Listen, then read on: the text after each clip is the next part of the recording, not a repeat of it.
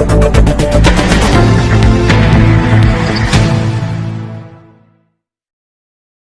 आघाडीच्या निवडणुकीबद्दल आतापर्यंत अनेक पत्रकार परिषदांमधून आदरणीय बाळासाहेबांनी सुद्धा आम्ही सुद्धा भूमिका स्पष्ट केलेली आहे। वंचित बहुजन आघाडी पूर्ण ताकदीनं औरंगाबादची निवडणूक लढवणार आहे। पाण्याचा मुद्दा हा इथल्या लोकांच्या जगण्या मरण्याचा मुद्दा आहे। 35, 30, 40 वर्ष सत्तेमध्ये राहिलेल्या कोणत्याही पक्षाला सरकारमध्ये दोनदा यायला संधी होती। औरंगाबादमध्ये सत्ता असताना सेना बीजेपीला दोनदा राज्यामध्ये सत्तेमध्ये येऊनही औरंगाबादकरांना पाणी पाजू शकले नाही। तर औरंगाबादकर आता सरकारला, शिवसेनेला, काँग्रेसला, राष्ट्रवादीला पाणी पाजण्याच्या मानसिकतेत आहे। पण आता औरंगाबादचे लोक सेनेला पाणी पाजते। मुस्लिम समाज जो संवाद कार्यक्रम औरंगाबाद शहर में लिया गया है, इसका मकसद क्या है और पक्ष की भूमिका क्या है आगे? वंचित बहुजन आघाड़ी के ज़िला और शहर के तमाम मुस्लिम पदाधिकारी और कार्यकर्ताओं का एक संवाद बैठक आज यहाँ पर आयोजित की गई थी। इस संवाद बैठक में मुस्लिम समाज को लेकर महाराष्ट्र की सरकार से कुछ अहम जो जुल्म ये सरकार के हो रहे हैं उसके ऊपर कुछ अहम फैसले लिए गए हैं। आज जैसे कि हम जानते हैं कि आरक्षण का एक माहौल बनाया गया है। आरक्षण के ऊपर ये सरकार ने अब तक सबके साथ छल और कपट किया है, चाहे पिछली सरकार हो या मौजूदा सरकार हो। ये आरक्षण के नाम पे समाज को मिसगाइड कर रही है।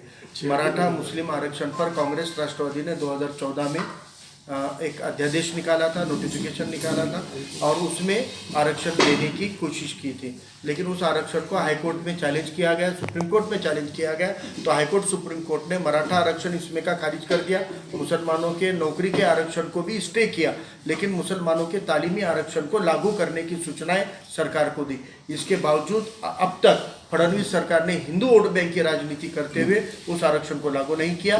और मौजूदा सरकार जो अपने आप को सेक्युलर कहती है, जो मुसलमानों के वोट लेकर भी मुसलमानों से बेईमानी करती है, वो कांग्रेस राष्ट्रवादी के नेता नवाब मलिक कहते हैं कि मुसलमान को हम आरक्षण नहीं दे सकते, संविधान में तरतूद नहीं है। तो नवाब मलिक साहब से मेरा सवाल है कि 2014 में आप ही की हुकूमत ने जब मुसलमानों को आरक्षण दिया था तो आप या तो आप नशे में थे या तो आप मुसलमानों को बेवकूफ़ बना रहे थे। तो अब मुसलमान आपको भी होश में ला लेगा और अब आपके बेवकूफ़ झांसे में नहीं आएगा। जो हाईकोर्ट अगर कह रही है कि आरक्षण दिया जा सकता है तो संविधान का अभ्यास आरक्षण को ज़्यादा है, नवाब मलिक को नहीं। संविधान का अभ्यास हाईकोर्ट को ज़्यादा है और हाईकोर्ट जब कहती है कि मुसलमानों को तालीमी रिजर्वेशन मिलना चाहिए तो संविधान रुकावट नहीं बन सकता है। ये स्टडी या अभ्यास नवाब मलिक को करना पड़ेगा और कांग्रेस राष्ट्रवादी के इस बहकावे को अब मुस्लिम समाज नहीं आएगा। इसलिए वंचित बहुजन आघाड़ी आने वाले 30 अगस्त को यहाँ पर मुस्लिम रिजर्वेशन लागू करो इस मांग के लिए डिविजनल कमिश्नर ऑफिस पे एहतजाज कर रही है। दूसरा अहम मसला आज जो चर्चा में आया कि पहले मस्जिद पे गुलाल फेंककर या गोश्त के टुकड़े डालकर दंगे भड़काए जाते थे।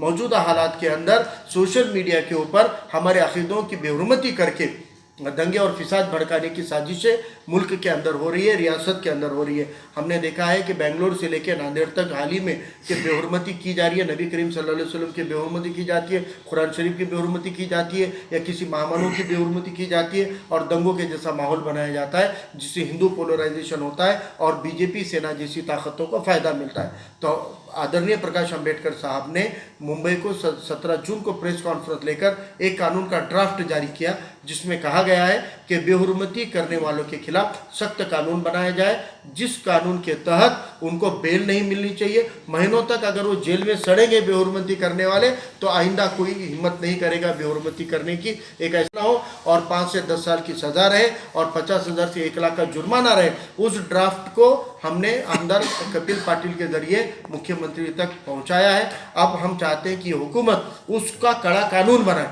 वरना आज बेहुरमती करने वालों को हिरासत में लेते हैं और सुबह तक उसको कुछ घंटों में पुलिस स्टेशन लेवल पे बेल मिल जाती है। 295 के अंदर भी जेल का कोई प्रावधान नहीं है, वहाँ पर भी तुरंत बेल मिल जाती है। तो बेहुरमती करने वालों की हिम्मत बढ़ती है। इसलिए हम चाहते हैं कि बेहुरमती करने वालों के खिलाफ कड़क कानून का ड्राफ्ट जो वंचित बहुजन आघाड़ी ने सरकार को दिया है, सरकार उसके ऊपर आने वाले असेंबली सेशन के अंदर उसको दोनों हाउस में पास करे, राज्यपाल के दस्तखत करके कानून बनाए ताकि कोई बेहुरमती करने की हिम्मत न करे। मेरा सवाल यह है कि जैसे भी इलेक्शन आते हैं नज़दीक, अभी भाजपा हो शिवसेना हो, यह भी मुस्लिम समाज को आकर्षित करने की कोशिश कर रहे हैं, आप भी मुस्लिम समाज को आकर्षित करने की कोशिश कर रहे हैं, तो ये राजकारण कब तक चलेगा? देखिए पहली बात तो मुझे लगता है जमहूरियत के अंदर सियासी पार्टियां ही जमहूरियत को संभालती है, सरकार को चलाती है और लोगों के भलाई के और भलाई के काम करती है। तो राजकारण ये मुद्दा क्या कहाँ से आता है मुझे पता नहीं। राजकारण तो होना ही चाहिए ना। जमहूरियत के निज़ाम को समझ रहे हैं कि नहीं आप लोग? जमहूरियत का निज़ाम यानी सियासी पार्टियों से, सियासी नज़्म से चलता है। लेकिन सियासी पार्टियों के बेईमानी के बारे में बात कीजिए। सियासी पार्टी के तौर पे हम तो मुसलमानों के जो मसले हैं वो तो असेंबली में कानून बन के होंगे ना। तो हमने 2019 में हमारी वो भी डिमांड आज कल के मोर्चे हम रख रहे हैं। हमने मांग की हुई वंचित बहुजन आघाड़ी ने विधानसभा के पहले हमने मैनिफेस्टो में लिया है कि एट्रोसिटी के आधार पर मुसलमानों पर होने वाले मॉब लिंचिंग के ऊपर एक कानून बनना चाहिए। तो वो भी डिमांड है। तो डिमांड लोकशाही में, जमहूरियत में मांगना ही पड़ेगा ना सरकारों से। जब सरकार में जाएंगे हम खुद कानून बनाएंगे, लेकिन आज हम सरकार में नहीं है तो रास्तों पे जमहूरी तरीके से मांग कर रहे हैं। मुसलमानों को खुश या नाराज करने की बात नहीं। जो शिवसेना बीजेपी की बात की जा रही है वो शिवसेना बीजेपी की हकीकत को मुसलमान भली भांति जानते हैं कि कौन असल। तो कांग्रेस, शिवसेना, बीजेपी, राष्ट्रवादी ये अलग अलग पार्टियां नहीं है। ये एक ही नस्ल की, एक ही वर्ग की, एक ही क्लास की पार्टियां हैं जो बारी बारी से सत्ता में आती है। तो यहाँ पे किसी को खुश और नाराज करने की बात नहीं है। हमेशा वंचित बहुजन आघाड़ी मुसलमानों के हक में पेश रही है, बात की है। मरकज़ के ऊपर हुसैन दलवाई बोल रहे थे कि मौलाना साहब ने माफ़ी मागितली पाहिजे, और प्रकाश अंबेडकर साहब बोल रहे थे कि मोदी सरकार अपनी नाकामयाबी छुपाने के लिए मरकज़ पे खापर फोड़ रही है। तो हम खुश करने, नाराज़ करने के नहीं, जब हक में बात करने का वक्त होता है तब हम सियासत को या फ़ायदे नुकसान को नहीं देखते।